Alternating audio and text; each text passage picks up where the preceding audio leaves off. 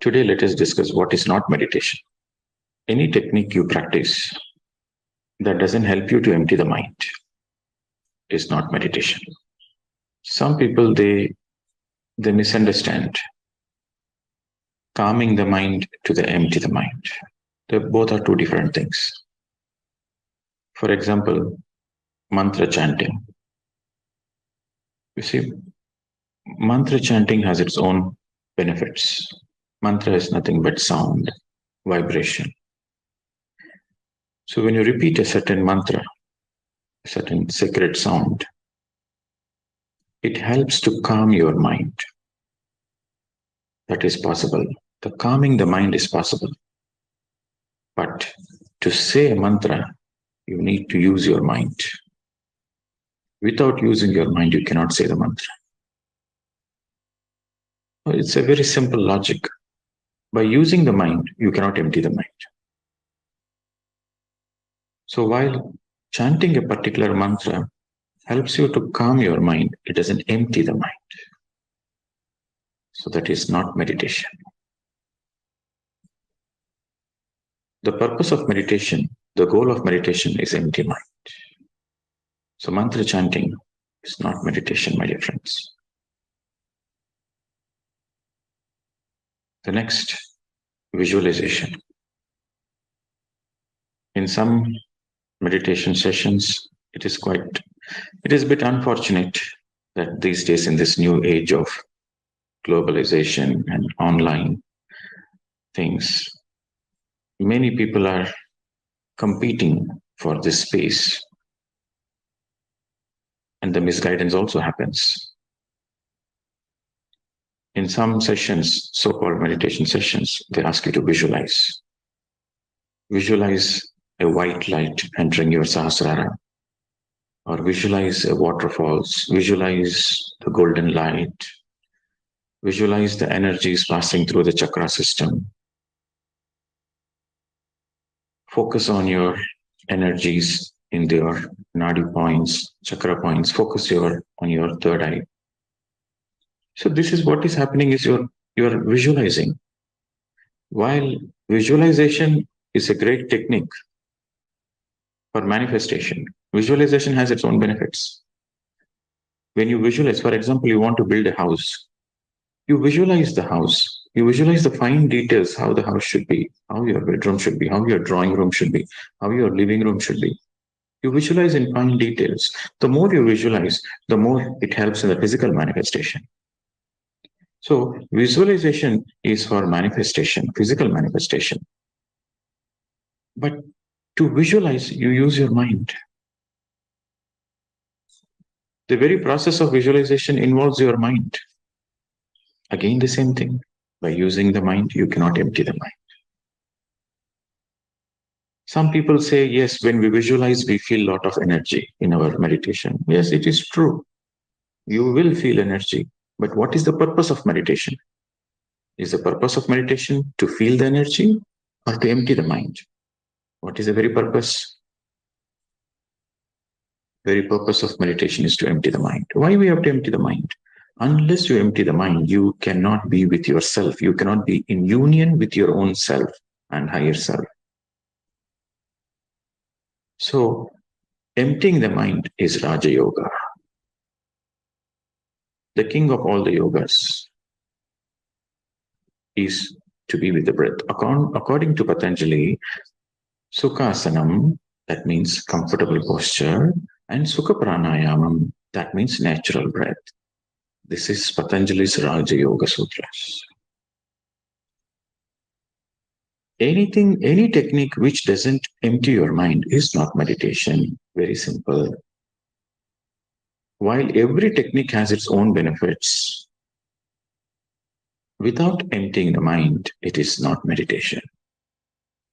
Mantras are not meditation. Mantras has its own benefits, but it is not meditation. Visualization has its own benefits, but that is not meditation. And sometimes people say chakra meditation. They focus and they visualize the energy coming through the chakras and healing the chakras, the light passing through. That is visualization, that is not meditation.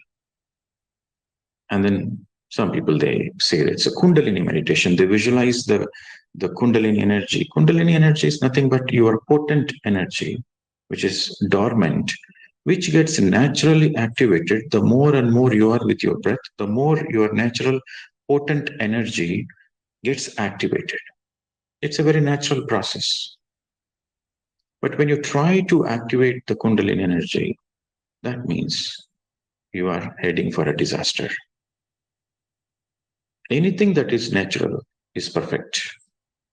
And when you try to manipulate, you are heading for a disaster. We all have Kundalini energy. Everybody has Kundalini energy. And that energy naturally gets activated when you are with your breath.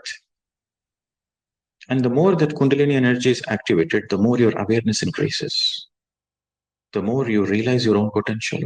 That happens very naturally, organically. And that is the right process.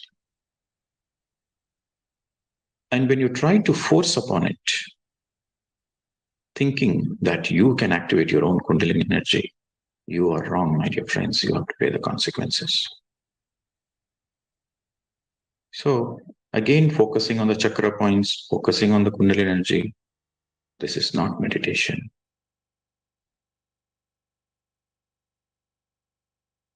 Then there is so-called guided meditation. What is this guided meditation? People continuously give instructions when you are meditating. Continuous instructions. So when you are listening to continuous instructions, your mind is active. And how can you empty the mind? So that is not meditation. That is not a meditation. While for a beginner of meditation, where the person doesn't know how to meditate, a simple guidance for a few minutes, how to sit for meditation, how to observe the breath, while a couple of minutes of guidance in the beginning of meditation is perfect, because the beginner needs that guidance.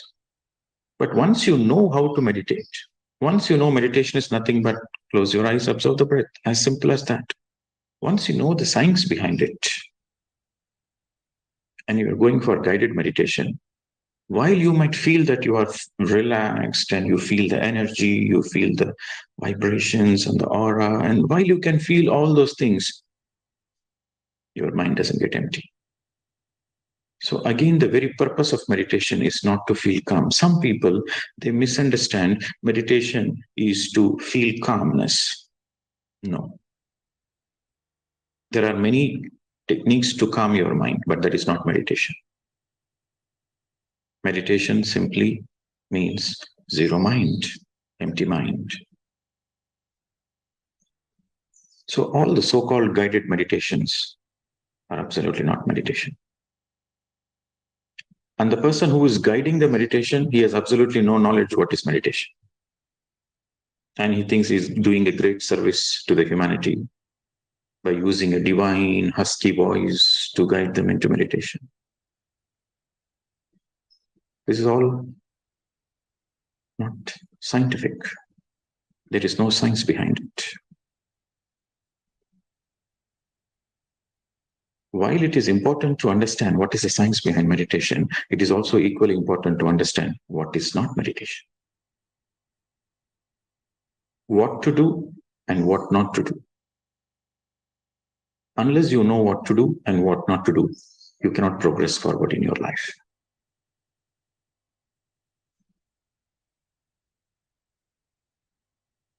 Truth is very simple, my dear friends. Meditation means empty mind. The purpose of meditation is zero mind. And sometimes people ask this question, sir, I feel very comfortable with certain guided meditations. I feel very comfortable with the visualization. I'm simply observing the breath. I feel nothing is happening. Yes, of course. When you're emptying the mind, nothing will happen. That is very natural. And don't fall into the trap of shortcuts. You have to underline this word. In spirituality, there is no shortcuts. Write it in bold and underline. There is no shortcuts in spirituality. Practice, practice, practice. Your sadhana will help you. Your practice will help you. And without any expectations. And these people who fall into this trap of so-called guided meditations, visualizations, and mantras, this is nothing but you are falling in your trap. Who are you cheating? You are cheating your own self.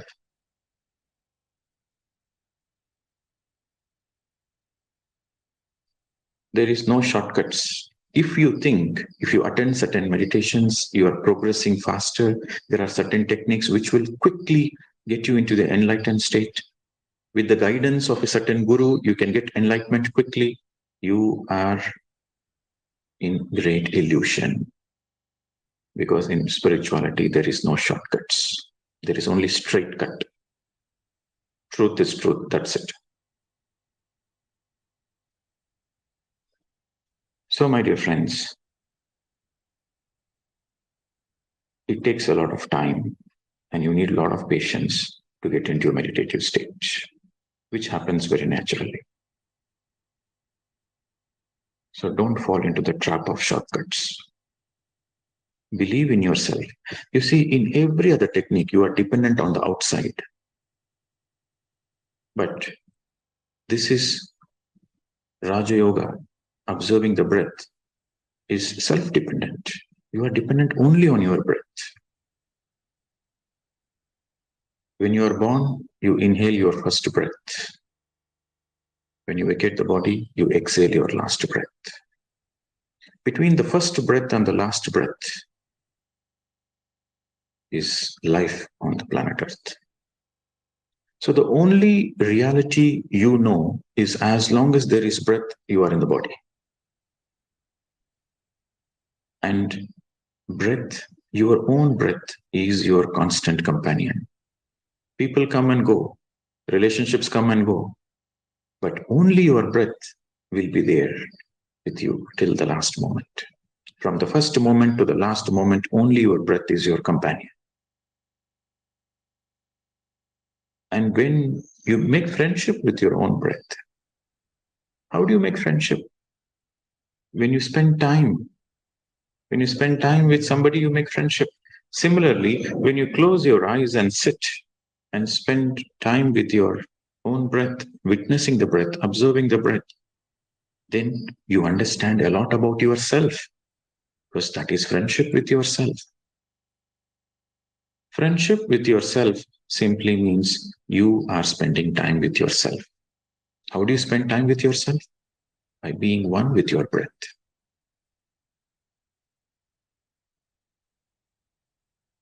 And sometimes people say, oh, to observe the breath, you need a quiet ambience and you need to have a certain calmness in your mind. So can we chant certain mantra for 5 minutes and then observe the breath?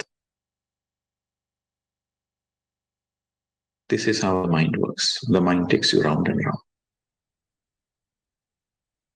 If you are very calm and quiet, you don't need meditation. It is like, when you're healthy, you don't go to doctor. When you're totally healthy, you don't go to doctor and take medicines. You take medicines only when you need it. Only when there is something, some illness is there and you take some medicines. Similarly, meditation is needed for the people who are not calm, who are agitated, who are disturbed. Meditation is the most needed the moment when you feel low in your life. That is the moment you need meditation the most. Some people think, oh, meditation means you need to have a certain background. You need to be calm and then only you can go into meditation. No, wrong, my dear friends. You meditate to become calm in the first place. So you do this experiment. Whenever you are feeling disturbed in your life, whenever you are feeling emotionally low, whenever you are feeling agitated, whenever you are feeling tension in your head, that moment immediately close your eyes and be with your breath. Do it as an experiment. Anytime, just for 5 minutes, just close your eyes and be with your breath. Then you see the magic. The magic is you realize that meditation is needed the most when you're in trouble. So you don't need any other techniques to calm your mind and then go into the breath. You can straight go into the breath.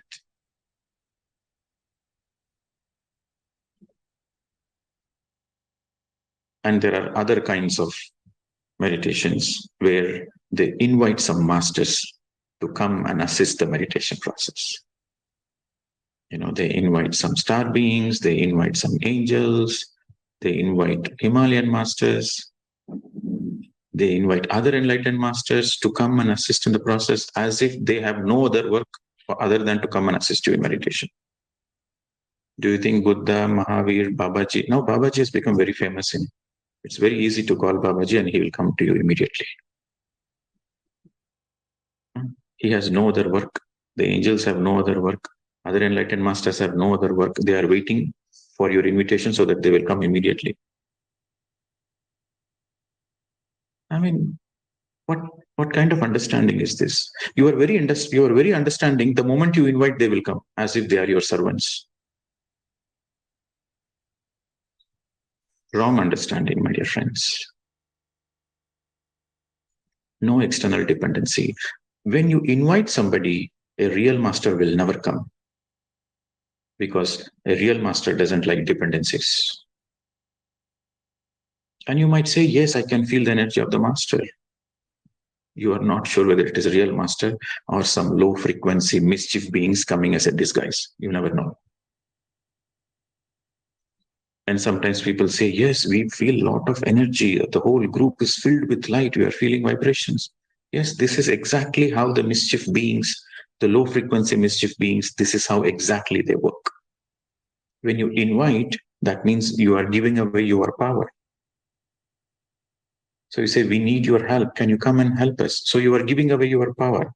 So these mischief beings, they got a perfect invitation. So they will come, and to get your attention, what they will do, they will radiate such energy that you feel, wow, this real master has come, and you surrender. And in that moment of surrender to the external, they leech on you. And you can never progress in your spiritual journey. The masters will help you only when you are dependent on yourself. The help comes as a gift when you least expect it. Again, you underline this. The help comes when you least expect it and when you deserve it. You should have a certain eligibility to receive the help from the higher masters. And when you're dependent on others, you are ineligible. You're not eligible.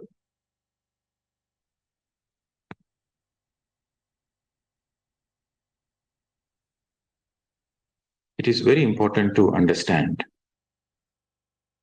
spirituality is equal to, you write it in very bold letters, spirituality is equal to having faith in the self. If somebody asks you, what is spirituality? Spirituality simply means, I have faith in myself. When you say, I have faith in myself, then you are a spiritual person. When you say, I have faith in my guru, I have faith in my master, I have faith in the other systems, this system, that means you're not spiritual. You are a blind follower. When you have faith in the self, you are spiritual. Having faith in the self means faith. What is faith? Faith means you trust. You trust that whatever you are looking is inside you. The famous statement of Jesus Christ, the kingdom of God is within you. All the religions, they all say God is within you. While they say the God is within you, they don't say how to go inwards. That is a problem. The way to go in is you have to shut the outer doors. When your eyes are the doorways to the outside world. Some people, they say, can we do open eyes meditation? How can you do open eyes meditation? When your eyes are open, you are in the outside world. Eyes are the doorways to the outside world. But meditation is an inner journey, not an outer journey. So when all the outer is shut, like the body movements, the speaking, you see in meditation, your mouth is shut, no mantras, your eyes are closed, and your mind is also shut. Then the meditation happens. So when the outer is shut, then naturally your awareness is diverted to the inner. So no open eyes meditation. When you open the eyes, that is not meditation. You are stuck in the outside world. So having the faith in the self simply means you know that the kingdom of God is within. And you have the faith. The only way out is to go in. The only way out of all the suffering, the only way you come out of all the pain and suffering and all the sorrows, the only way out is to go in. This understanding means you have faith in the self, then you are a spiritual person. Now, in this retreat, we'll speak and we discuss a lot about, we will discuss the next 5 days, we will discuss about understanding of the self, self-healing. And self-healing happens when you accept yourself. Self-acceptance comes first. This is the sequence. The first is having faith on the self. That is the first step. And the second step is accepting yourself. Whatever you are, you accept it. And you might ask a question, yes, I accept myself. Everybody accepts their positives, but do you accept your negatives? That is the question. Do you accept yourself as you are, with all your negatives, with all your positives, as you are? Do you accept yourself? Your emotions, your thoughts, your vulnerabilities, your weakness, everything you accept yourself. You accept that it is what you are. And if you have a certain thought patterns, and if you have a certain emotions, if you have a certain vulnerability, you understand that is because of your childhood, that is because of your environment, that is because of your past lives, that is because of your janma parampara. And that is perfect as it is. When you're able to accept your vulnerabilities, when you're able to accept your negatives, then there is an inner calling. Then there is a calling from your heart space that you want to transform, that you want to be a better person, that you don't want this vulnerability, that you don't want this negative qualities. So that calling comes from within, then you start working on it naturally, organically. Then the transformation happens. Then the healing happens. So the third step is self-healing. Before the self-healing can happen, self-acceptance is a must. You have to be kind to yourself without any judgments. You accept, yes, you have certain qualities, you have certain vulnerabilities, you have certain weakness. You accept without any judgment, you accept. Then there is a possibility of healing and transformation. So the third step, my dear friends, is healing happens naturally. You don't heal, but the healing happens naturally. So then the fourth step is self-transformation. You transform into a better version of yourself. That is the fourth step. Then the fifth is self-mastery. You master yourself. And then the next is self-realization. You simply go into a realization process that I am that I am. Aham Brahmasmi. You realize the purity, the core of yourself. Before the self-realization happens, the self-mastery. Before the self-mastery, the self-transformation. Before the self-transformation, the self-healing. Before the self-healing, self-acceptance. Before the self-acceptance, this first is faith in yourself. And you don't need to make any efforts for this. That is the beauty. You simply have faith in yourself. Then the second step is automatic. Then the third step is automatic. The fourth step is automatic. The first and the foremost is having faith in yourself, not in others, in yourself. While there are so many fancy workshops about self-healing, the exercises, the workshops, the guidance doesn't help you. Your own meditation will help you. This is the truth. Buddha always spoke about meditation. Buddha never spoke about self-healing, self-transformation. He never spoke about it. He said, you first do meditation because everything else is automatic. Jesus Christ simply said, love thyself. He didn't speak about great fancy words.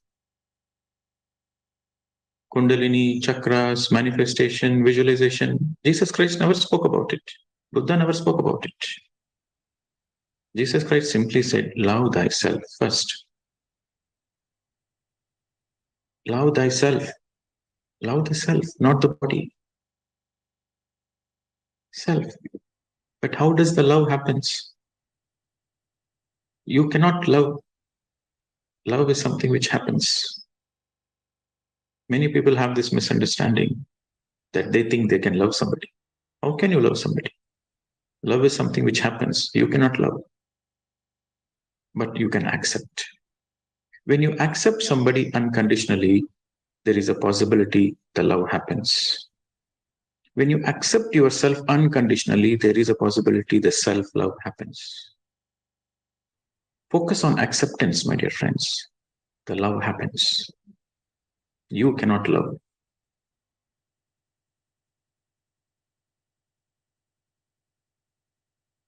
Acceptance is very, very important. The self-love is very important.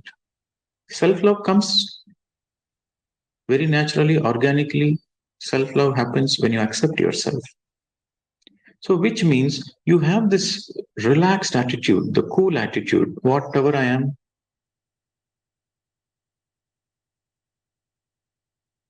you are okay to be yourself. You are happy to be yourself. That fundamental acceptance is a key, is necessary for your self-transformation process, for your self-healing process.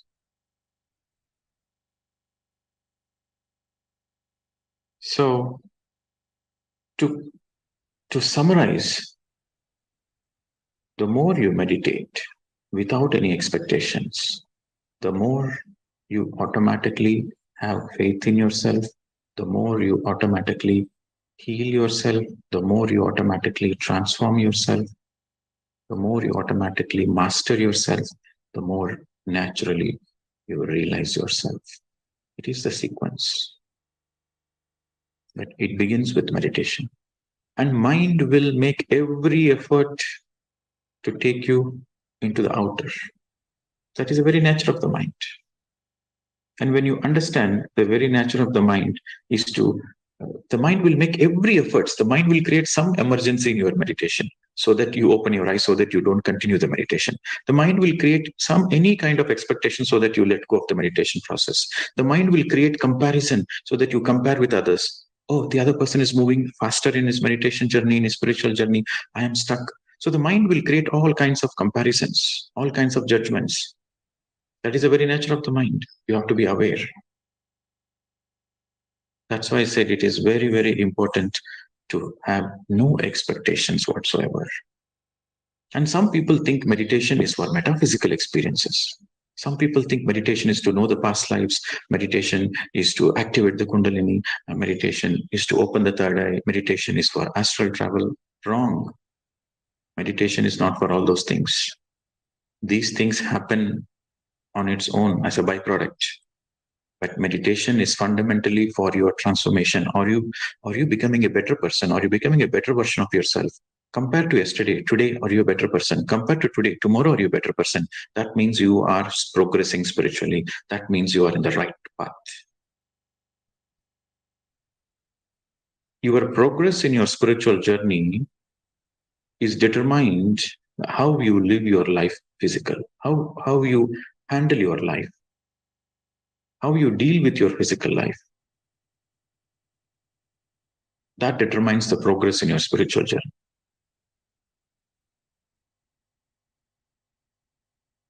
Are you a kind person? Are you compared to 6 months? Okay, you are meditating for 6 months. How you were 6 months ago and how you are now?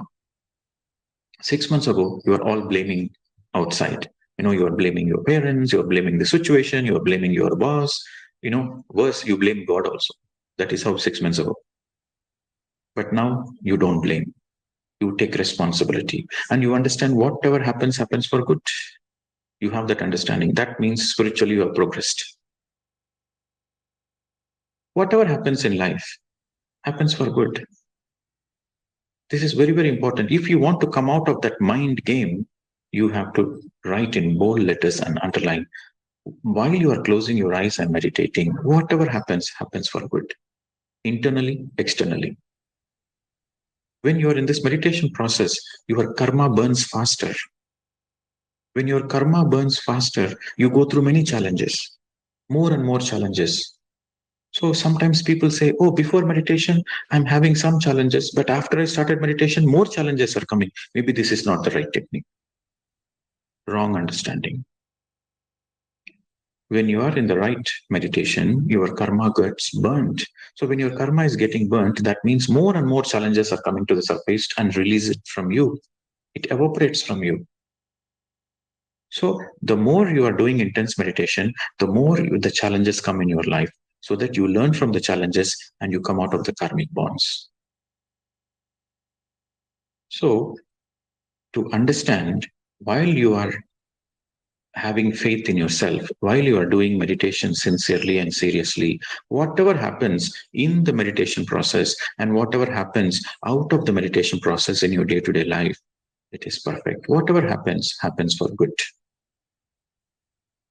And when you have this trust and when there is no expectations, then you become unstoppable. The mind cannot take you into Maya. Then you go beyond the Maya. What is beyond the Maya? Beyond the Maya is truth. So, my dear friends, today we understood the nature of the mind and also what is not meditation. Thank you very much.